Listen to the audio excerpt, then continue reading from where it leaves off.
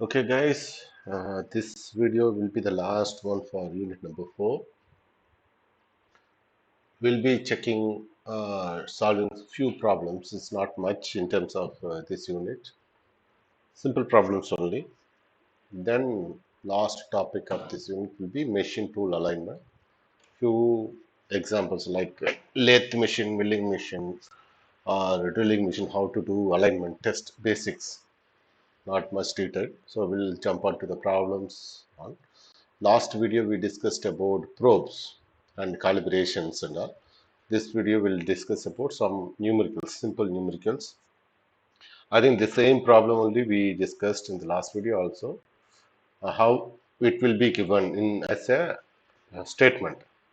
Just read the part dimension L in this particular given figure. It is given the part dimension L. Just a moment, I'll use. Okay, the part dimension L in figure, this one, is to be measured. We have to measure this L. The dimension is aligned with the x-axis, so it can be measured using only x coordinate locations. Fine. When the probe is moved towards the part from left, so from left moved towards left of side, the contact made at x, here it's made x equal to 68.93 in terms of millimeter, it is recorded. When the probe is moved towards the opposite side of the part from the right, because from here to here it moved, then from right side opposite direction it is moved, right? Contact made at x equal to 137.44. So the same problem only we solved, but this is the how statement wise record. The probe tip diameter is 3 millimeter. They have given the probe diameter 3 millimeter. Otherwise, radius of the probe tip is 1.5 millimeter, like that is given. What is the dimension L? What is the dimension of this particular part dimension? It is given in terms of scale 0 to x. This is the coordinates. So given that, what is the solution? Given that the probe tip diameter is 3, because it is already given. Radius also given 1.50. As I said, difference between x2 minus x1 all together again minus the diameter will give you the reading. Or otherwise, from the diagram we can understand, if the part going to start from here, in the sense from this x1 68.13, from here 1.5 radius you have to add. Then from x2 137.44, we have to subtract the tip radius 1.5.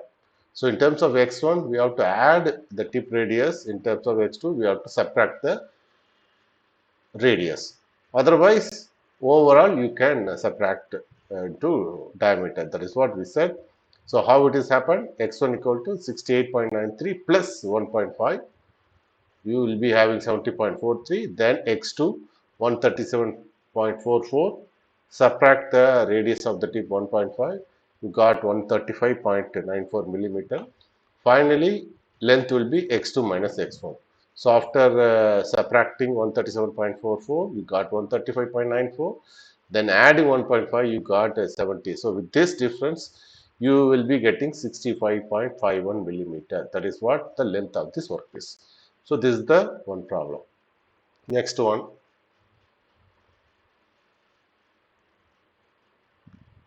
Next problem or definition or some understanding. Geometry features requiring multiple point measurements to evaluate.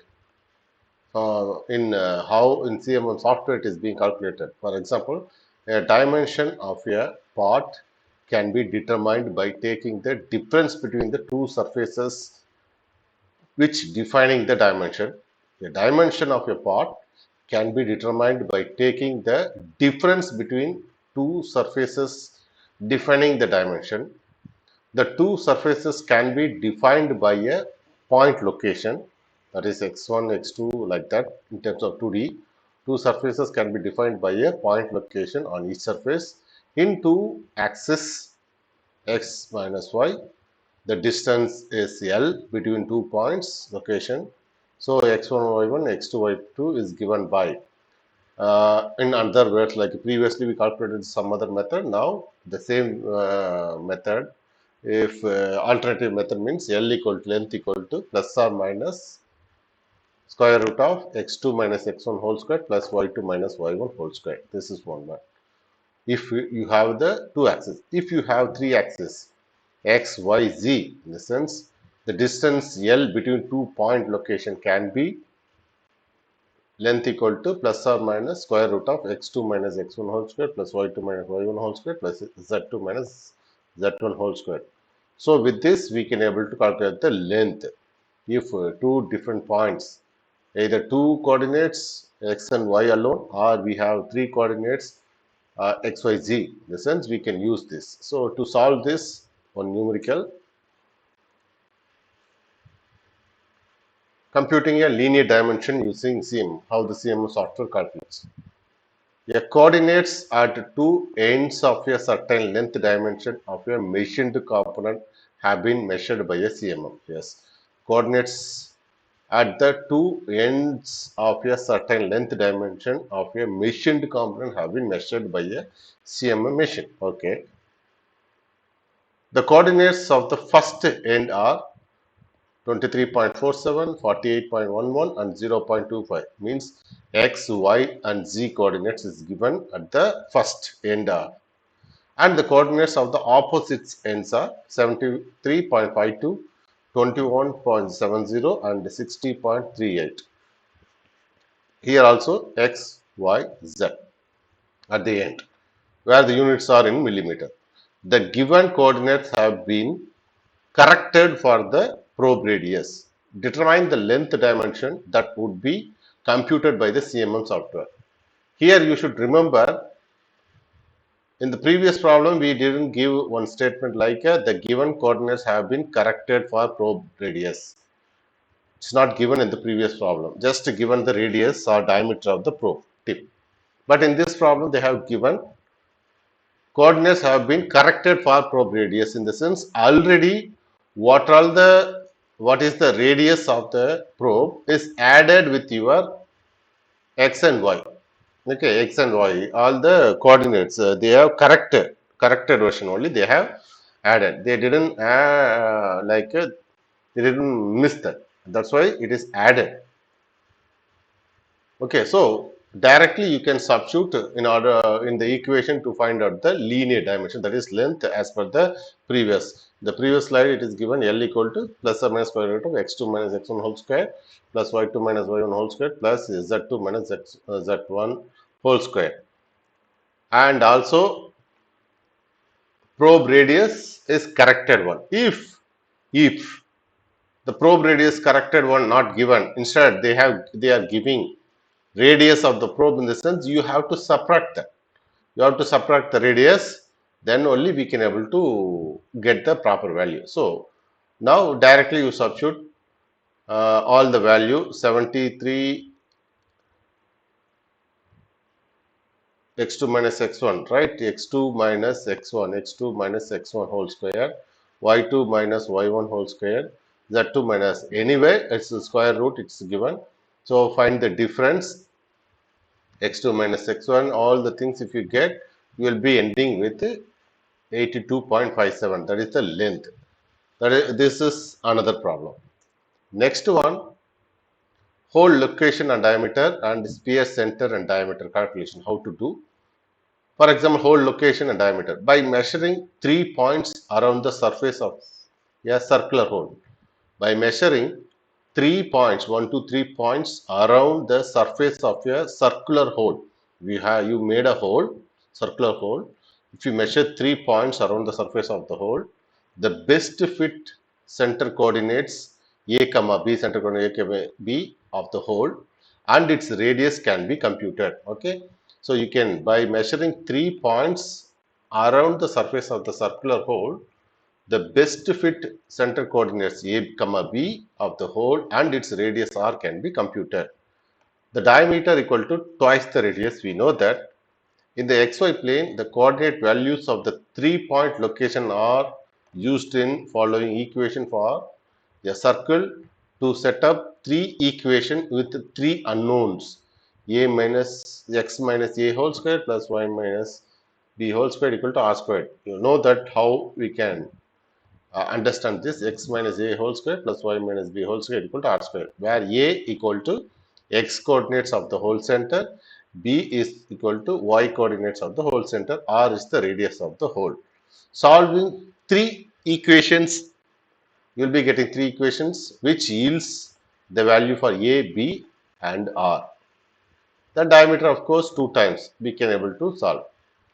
In terms of another one, sphere also you will be having one more. For sphere center and diameter, by measuring 4 points on the surface.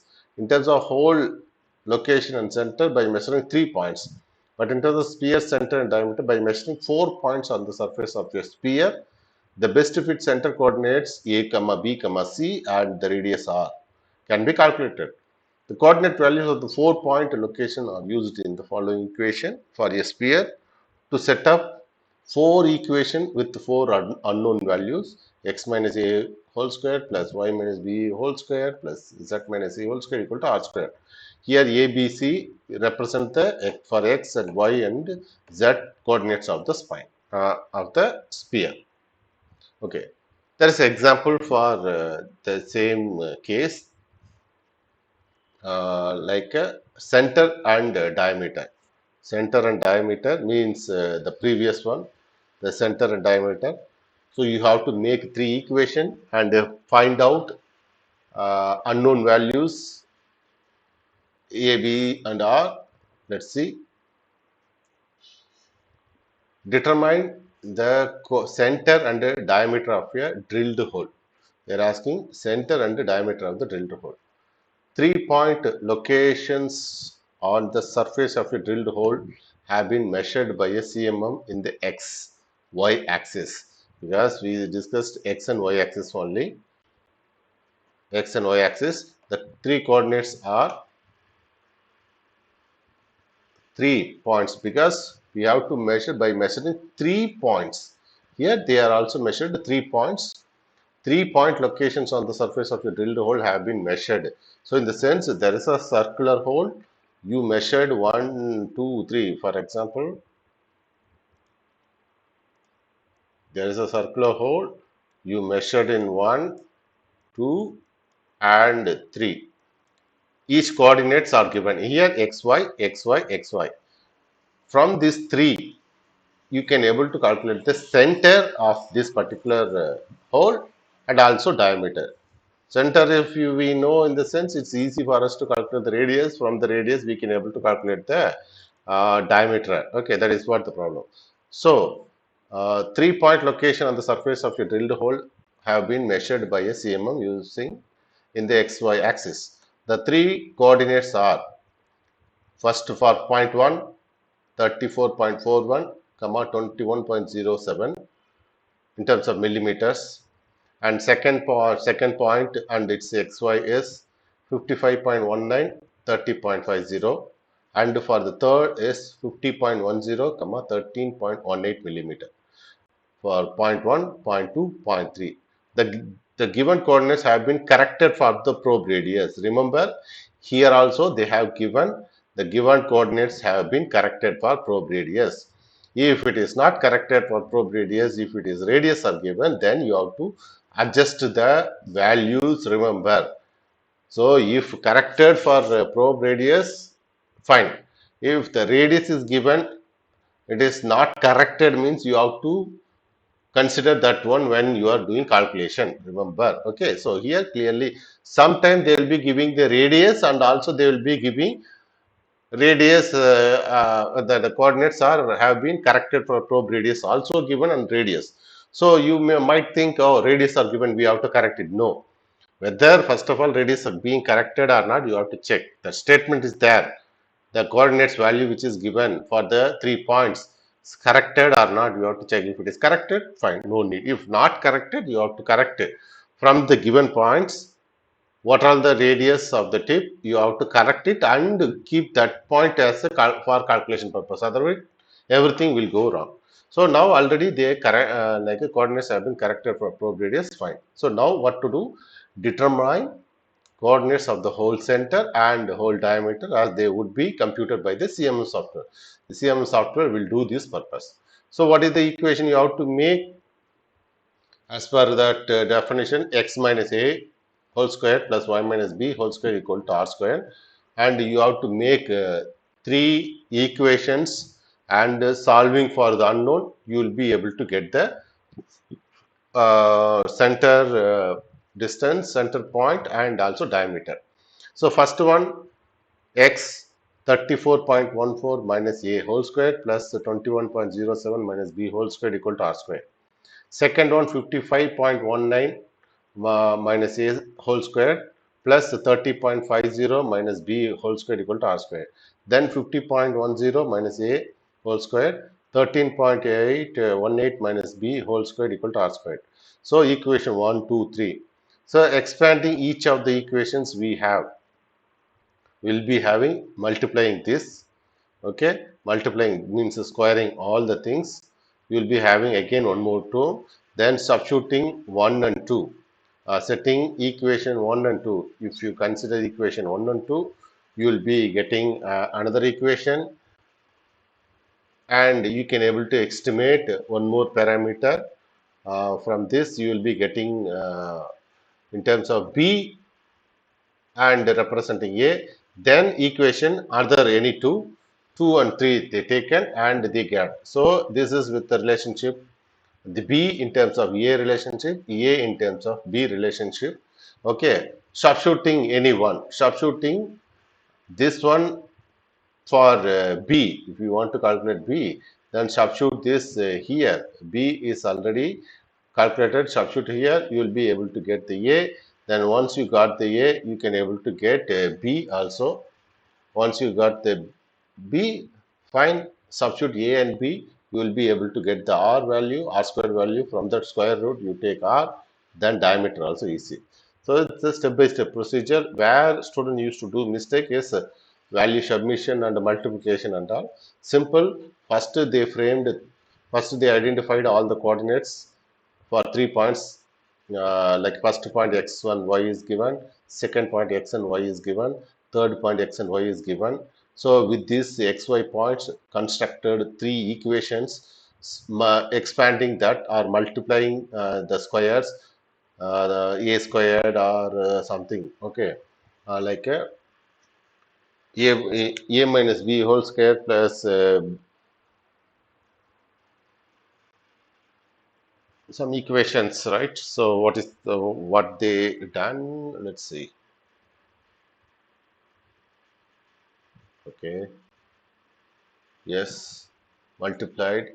Okay, 2ab, yes, a squared minus b squared. What is the one? A squared minus 2ab plus b squared. Then similarly in this, so a plus b, a minus b, like that concept you know, right? So that one with that expanded view, then solving for one parameter and solving for another parameter, they done it. After that they achieved it. Okay, so step one, this one I think step one, yes, and step two is solving for setting up equation 1 and 2, equalizing, then identifying for at least one parameter b in terms of a, then solving equation 2 and 3 and getting a in terms of b, then substituting the b into this equation so that they can able to calculate the a. Once a calculated, substitute that a in this equation, they will be getting the b. Once a and b is there, they can easily able to get the r squared value. From r squared they can able to go for d diameter. So this is the another example. Okay, if at all numericals comes from CMM unit, in the sense like this only it will come. Okay, since the university pattern got changed to 10 marks only, no 4 marks for you guys, so possibilities of asking questions from here is very very limited. If at all they are asking, in the sense they will be asking either to identify whole location and diameter, like a whole location and diameter, with by giving 3 points, or for the hole, or sphere center and diameter by giving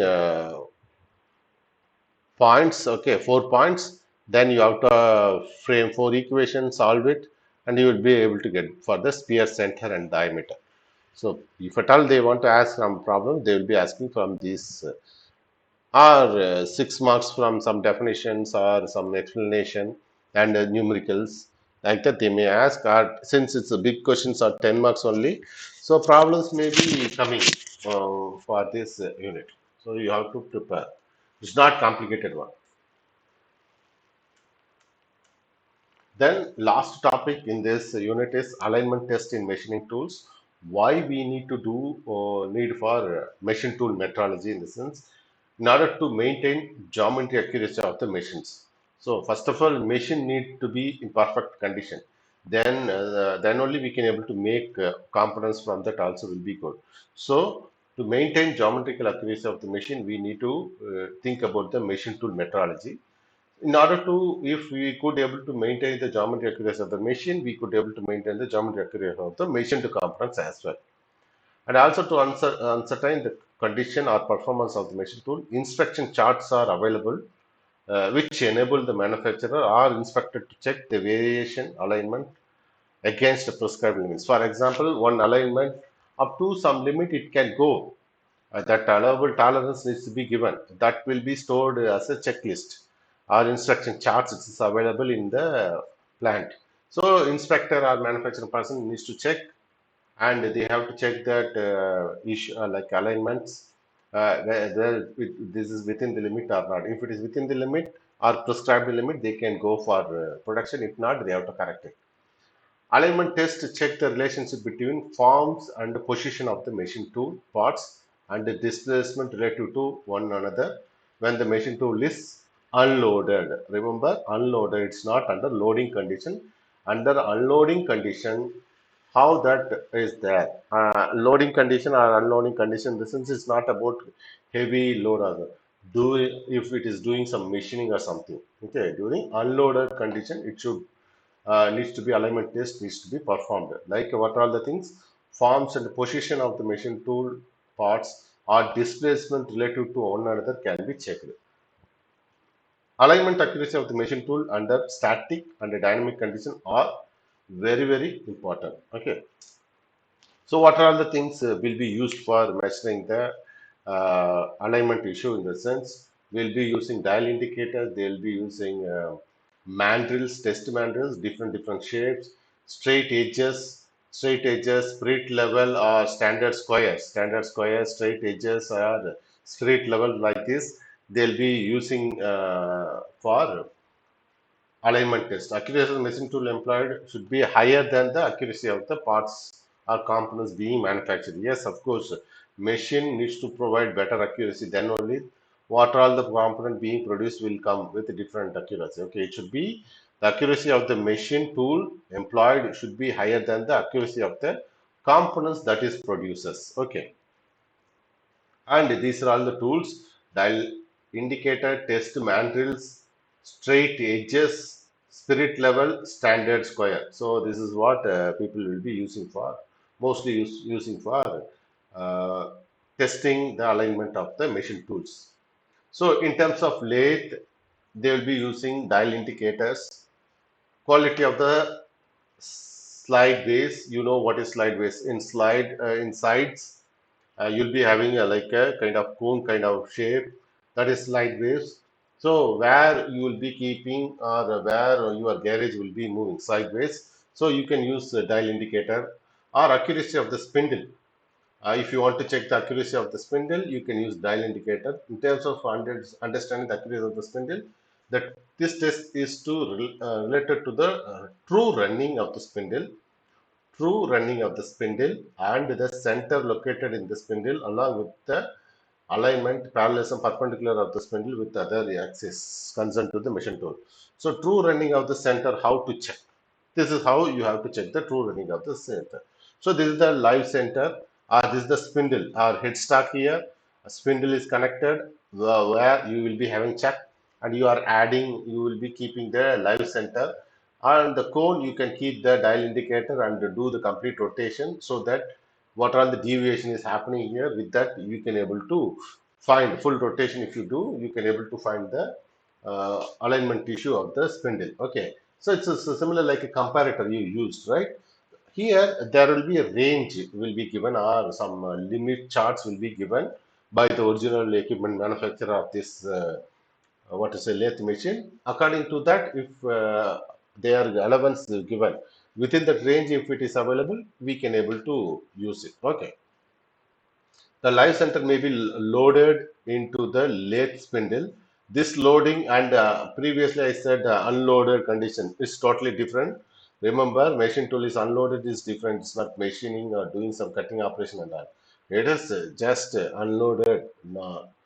But here loading in the sense mounting the live center and placing the dial indicator as shown in this figure. The test is required only for machines where the workpiece is held between centers. Okay, if it is not needed, means true running of the center is not needed.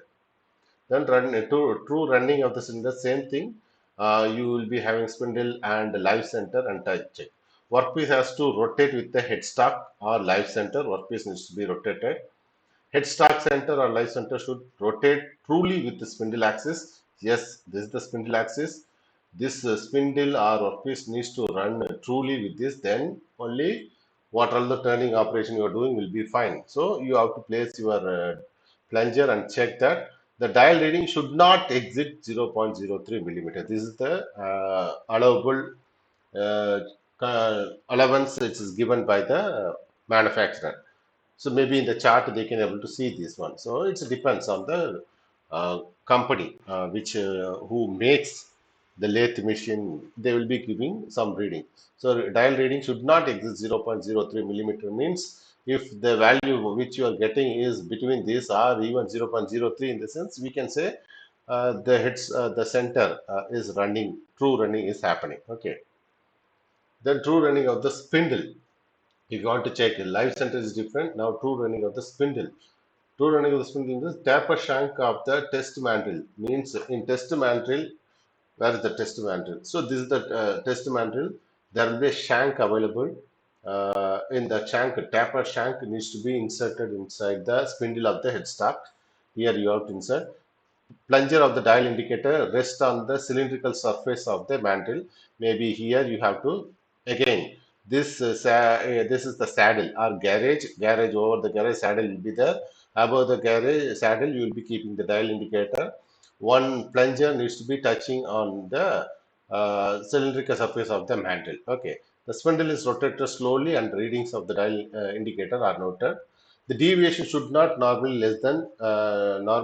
be less than 0.01 millimeter. Okay, normally should be less than 0.01 millimeter. Test is to be repeated with the dial indicator positioned close to the spindle bore. Here is close to the spindle bore as well as the extreme end of the test mantle. So two locations you have to check and check the reading. Then you can say true running of the spindle is there. Okay, so keep the mandrel. The taper end of the mandrel needs to be inserted inside the spindle. Then above the saddle, you have to keep the dial indicator. Plunger needs to be touching the mandrel, cylindrical surface of the mandrel, and you have to rotate slowly and check the reading. If the reading 0. It should be less than 0.01 millimeter. That dial indicator position should be closer to the like closer to your spindle bore. Then another position at the top, at the edge end of the mandrel. You have to check again. You have to check the dimension. It should be less than 0.01 millimeter. If that condition is true, then you can say that true running of the spindle is happening. Then parallelism and perpendicularity checking. So in order to check the parallelism and perpendicularity between two axes or two surfaces is normally measured in two planes, horizontal and vertical. So horizontal and vertical means one needs to be kept in this direction, uh, another one needs to be kept in another direction. How to say this? Okay. Hmm. Maybe one dial indicator, another dial indicator. So this is the workpiece in the sense one kept here, another one kept here. So may in this way. Okay. So maybe I think you could understand that horizontal, vertical. For this purpose, test mantle is mounted in the spindle as shown in the figure like this, with the dial indicator mounted on the saddle or carriage anywhere. The plunger of the dial indicator touches the mantle surface as in the figure. The saddle is moved for a specified distance and the dial reading noted. The test is repeated in the horizontal direction as well. So parallelism or perpendicularity, one you kept here, as I said, like what to say, one you kept here and you have to move for certain distance, then this should be kept in this position and moved here. So you can able to check the parallelism and perpendicularity. Okay. So this test setup for a parallelism between spindle axis and the saddle base in a lathe. So this is the saddle base in the lathe. Both should be having parallel to each other. Then only the parallelism of tailstock gateways. Tailstock also will be having gateways. If your tailstock gateways is not parallel to your central axis, sometime what will happen? So you will be getting some. If there is offset, then taperness will come in your machining component. So tailstock needs to be parallel to the gateways. So how to check parallelism of the tailstock gateways with the carriage movement? Because it is very important. Okay, if the tailstock gateway is not parallel with the garage movement, there will be some offset of tailstock center, and this result in taper turning. Okay, because taper turning, you will be keeping the object in between two centers, live center and dead center. If that parallelism is not happening for tailstock gateways with the garage movement, then taper turning will be affected. So you have to keep a garage and tailstock are displayed together, tailstock and tailstock sleeve clamped as in the normal working condition. Error not exceed 0.04 millimeter for both planes. Then we can able to get a parallelism check. Parallelism check of the tailstock, parallelism between outside diameter of the tailstock sleeve. This is the outside diameter, this is the sleeve, outside diameter of the sleeve, and the slide base. This is the slide base will be there, side. You can, one here and two here, you can check both the ways, and you can able to check the test of the parallelism of the tailstock. This axis, this one, like the conical shape is there in a dead center. This is the sleeve. Dead center or this spindle extended, this is called a sleeve. The axis, parallelism of this axis and with the slide waves of your bed. You want to check this parallelism. This will affect your taper turning operation, so it should be parallel. And also, this center will be should be in line with the live center of your main headstock. So this needs to be checked. So how to check? First here and second here. Then you can keep your what is it, dial indicator on the garage or saddle. Parallelism between line of center and sideways. Again, lengthy mandrels you can keep by comparing. Here only tailstock we checked. Here between live center and dead center you can keep the lengthy mandrel. So one time check here, another time you can check, and you can able to ensure that parallelism between line of centers and the sideways we could be able to measure. Then lathe machine, in terms of lathe machine, how you can able to measure parallelism of the main spindle to saddle movement. So main spindle is this one. This movement needs to be horizontal and also vertical. How to check in the sense keeping your dial indicator on above the saddle and measuring in horizontal and also vertical and also horizontal. How this is the location? Maybe you can able to identify. This is the initial position, and you can move. This is A. You can move it like this, and you can keep another direction here, and you can move. With that, we can able to identify the vertical plane or horizontal plane and parallelism of the main spindle to the saddle. We can able to estimate. Then milling machine, true running of the spindle. How to, is the spindle available in the milling machine? Above the table, you can keep the like a dial indicator, and first position and second position you can check. So you can able to find the true running of the spindle. Then milling machine test a set of our parallelism between table and the spindle. Same, you have to keep down your dial indicator, one here and two here. You have to move this table using here you can able to move the table here and there. But in here, just to take this dial indicator first position and second position, you are not moving the table. But in terms of here, you will be moving the table, because the parallelism between table and spindle is checked. So you have to move the table, then only you can able to identify the parallelism of the table and spindle in terms of milling machine. And in terms of radial drilling machine, how you can able to check the true running of the spindle. So this is the spindle are in sleeve only. The test mandrel needs to be inserted, and you keep the dial indicator on the table. It's a fixed position, and you can slowly rotate the test mandrel. You can able to identify the true running of the spindle.